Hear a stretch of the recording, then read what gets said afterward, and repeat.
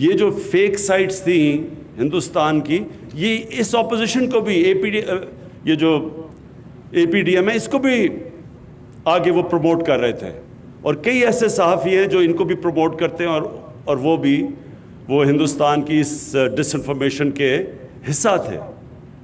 تو کہنے کا مقصد یہ ہے کہ پہلی دفعہ ہوا ہے کہ پاکستان کی اپوزیشن اس طرح پاکستان کی فوج کو ٹارگٹ کر رہی ہے، آرمی چیف کو، آئی ایس آئی چیف کو۔ اس کی کوئی پہلی مثال نہیں ہے۔ اور ٹارگٹ کیا کر رہے ہیں، کیا رہے ہیں کہ جناب الیکشن جو تھا وہ انہوں نے، کیونکہ فوج نے دھاندلی کروائی اس لیے سلیکٹڈ گورنمنٹ ہے۔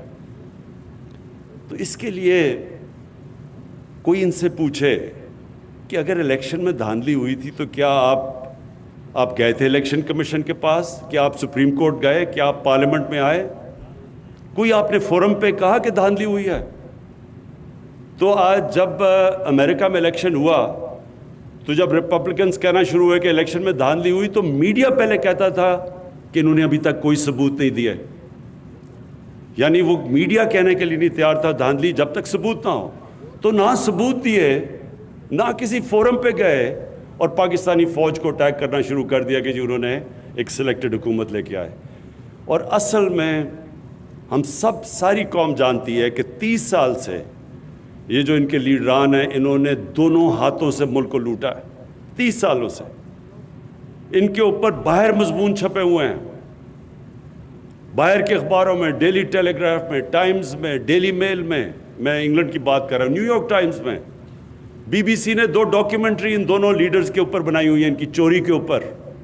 ان دونوں نے ایک دوسرے کے اوپر جو باتیں کی ہوئی ہیں وہ آج آپ ٹی وی دیکھ سکتے ہیں۔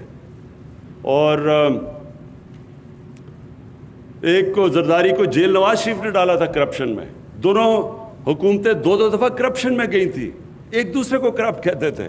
اس ٹائم پہ اپنی فوج کو اٹیک کرنا اور پھر اپنی فوج کو کہنا کہ ایک الیکٹڈ حکومت کو گرا دو، اپنے آپ کو ڈیموکریٹس کہتے ہیں، الیکٹڈ حکومت کو گرا دو، اور پھر فوج کو کہتے ہیں کہ اگر آرمی چیف الیکٹڈ حکومت کو نہیں گراتا تو فوج اس کو ہٹا دے۔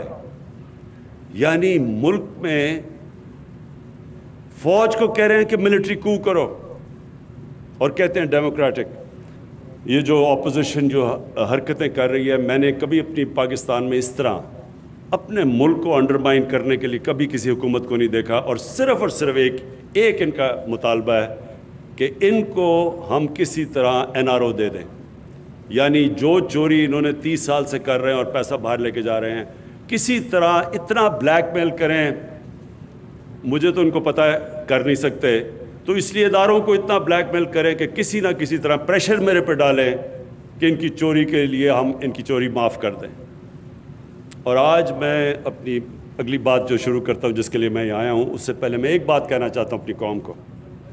یہ سب یاد رکھ لیں، اگر ان چوروں کو کسی حکومت نے NRO دیا تو وہ اتنی بڑی اس ملک سے غداری کرے گا کہ دشمن وہ کام نہیں کرے گا جو وہ حکومت کرے گی ان کو چوری کو معاف کر کے۔